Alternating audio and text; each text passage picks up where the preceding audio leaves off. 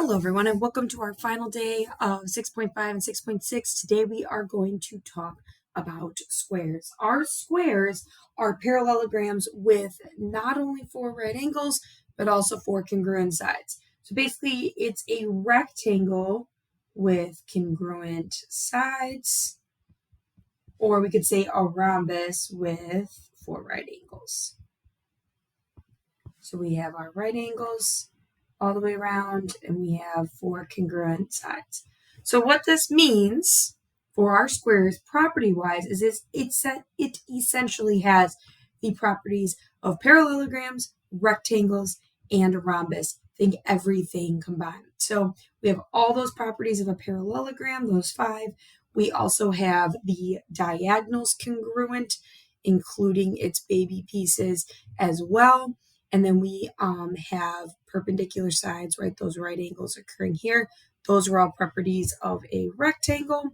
And then we also have those special properties to our rhombus, including perpendicular diagonals, bisected angles here and here, and then as well as, again, the 4 congruent sides as well.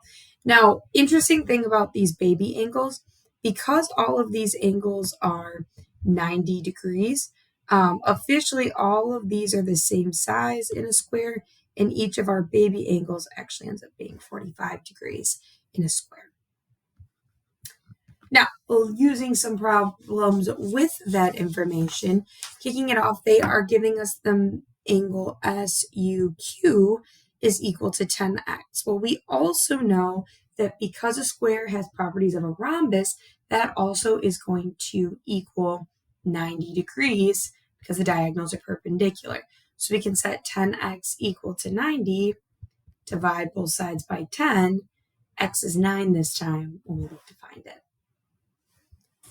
In our next example, we are given angle SRA. Well, because this has the properties of a rectangle, angle SRA also is going to have to equal 90 degrees because our sides are perpendicular in rectangles and now squares. So subtract 6x from both sides, divide by the 3. We end up getting x to equal 28 this time. The next example is for you to try. This time they are giving you angle AOB, this angle right here. Set up and solve to find x.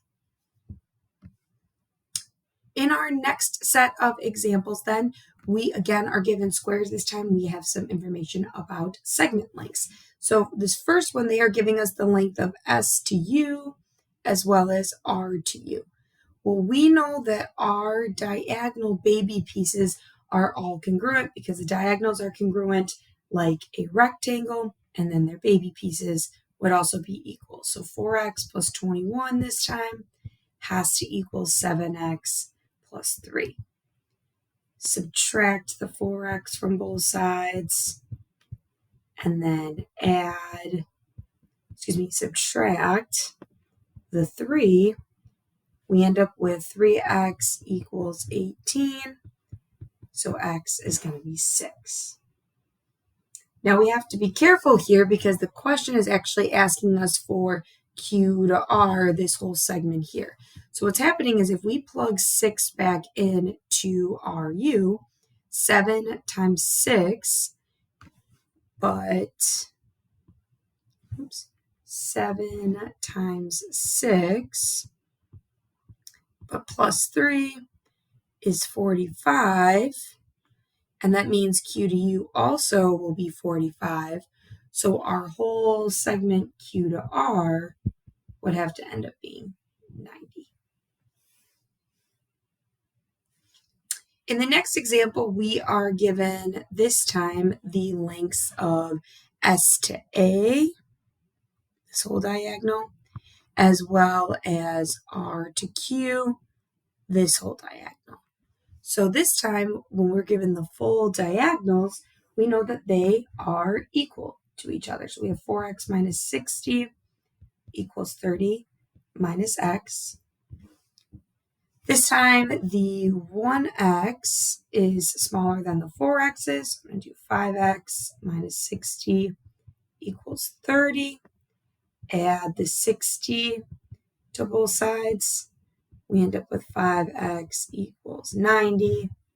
Divide by 5. X is going to equal 18. Again, that's what we're looking for this time. It's just the value of x.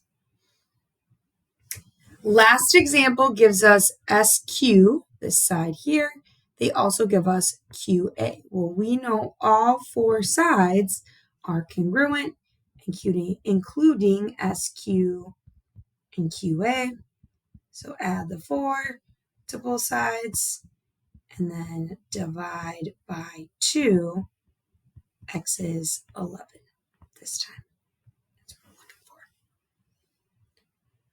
All right, now in this last example for you to try on this page, they are giving you the lengths of A to O and O to D, and you want to solve for X first, then be sure to plug that back in to find the length of your entire diagonal B to D.